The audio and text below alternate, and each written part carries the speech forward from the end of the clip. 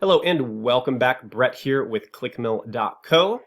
Thank you for joining again in this video where we're going to be talking about the initial process of content creation.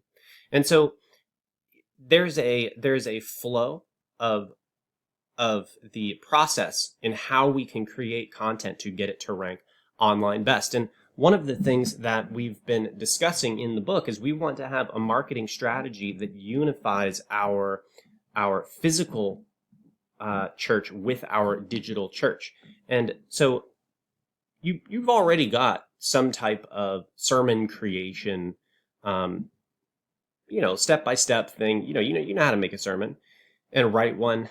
Now, to get it to rank online really well, you have to add a couple steps there at the beginning. They don't necessarily take a long time. And once you add it in, it's very normal. Not only that, you're like, I don't know how I did it without this before.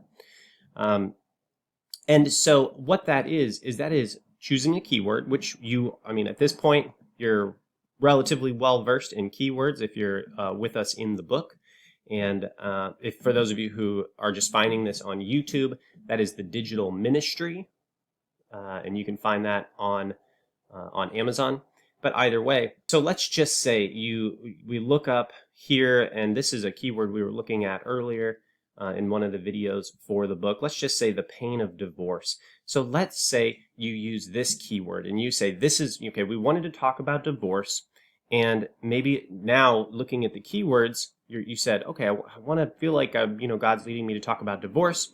Well, what about divorce? And you do some keyword research and okay, there are a fair number of people struggling with divorce. And originally, maybe you chose this because maybe your audience in your church, there's a lot of divorcees. And so how do we go through that grieving process? How do we deal with that pain?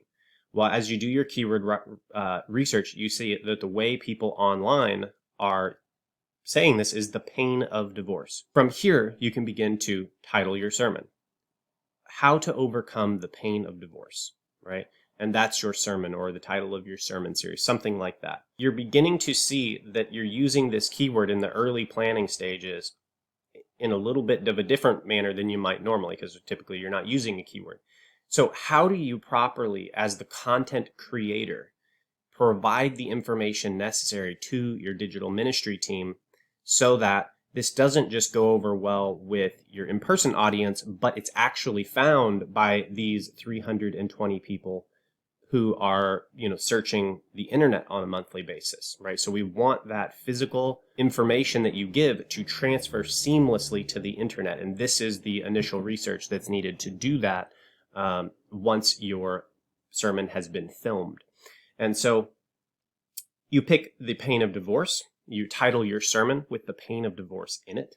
And what you then do is you get on the project management software or, via phone or however you get in touch with your tech team.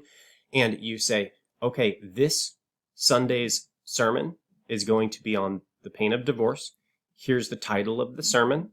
Here is the focus keyword. And then you provide them your keyword, pain of divorce, 320 searches a month, okay? Now, you could even additionally say, this is the keyword we're targeting, but in the post you make, in the whatever it is you do, maybe you could drop in a couple others like how to stop the pain of divorce.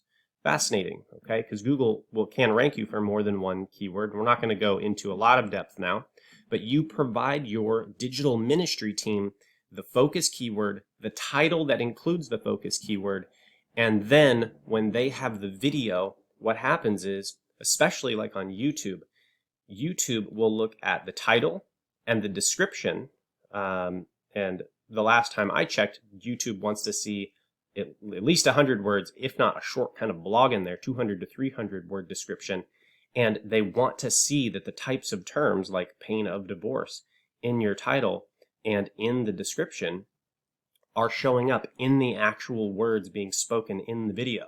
And the artificial intelligence ranking algorithm in YouTube can see that. And so when you have pain of divorce and you're speaking it in your sermon and then your tech team has that word and they're matching that together, then you're going to rank more highly.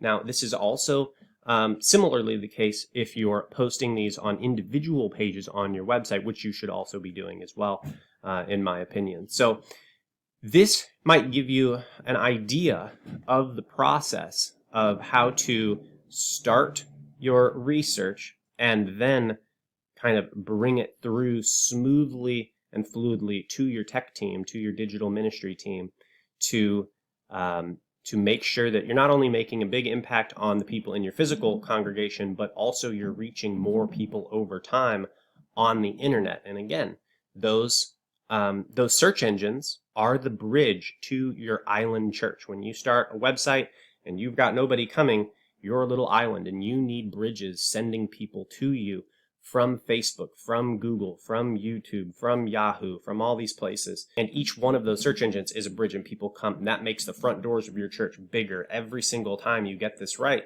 and can really increase the impact your church is having on people on the internet. Now, one more thing that I will say here, on YouTube, it's video content. And in the coming years, video content is going to be the dominant form of content on the internet because people do not like reading. And so you already make tons of video content, so you are well positioned to have a powerful impact on YouTube, especially coming up in the next 5 years or so. Now, with that, you'll notice the pain of divorce and many other topics your sermons can be on. This isn't a Christian topic. This isn't a biblical thing. Tons of people are divorced, and tons of people want to know how to overcome this. And so this is an outreach opportunity with this particular keyword. So when you target the pain of divorce and they're looking it up in YouTube and your sermon comes up on top, and it says how to stop the pain of divorce, overcome it, XYZ, and they see this and they click on your sermon, now you have a secular person who has a deeply felt need, and they're in your church. They're watching your church. And you can see how this ultimately brings them into your ministry marketing funnel. And in that sermon, if you're planning these sermons out, it says, hey, if you're just watching this video on YouTube and you're, and maybe you're not familiar with church and maybe this isn't your thing, and I totally get it. But if you are struggling with the pain of divorce, we want to get to know you better. We've created something for you. Click the link under the video or on the video and come through and download your free whatever it is, and that is how you have now got maybe a secular individual who's not familiar with the ministry, but you're meeting a need. So they come into your church website, they click through from YouTube to your church, and now they have downloaded and given your church their personal information, and you can begin that relationship building process and win them over for the kingdom. So all of these things are very strategic. And, I'm excited to see how you implement this. Please, feel free to give your comments here at the bottom of the video, and I will look forward to seeing you in the next video. God bless. If you want to reach more people online more effectively, then you have come to the right place. I'd like you to go ahead and do 3 things. Firstly, go ahead, hit the subscribe button. Make sure notifications are on so you never miss another video. Number 2, go on over to clickmill.co, schedule a free strategy session with us so we can talk more about your church and how you can reach people online.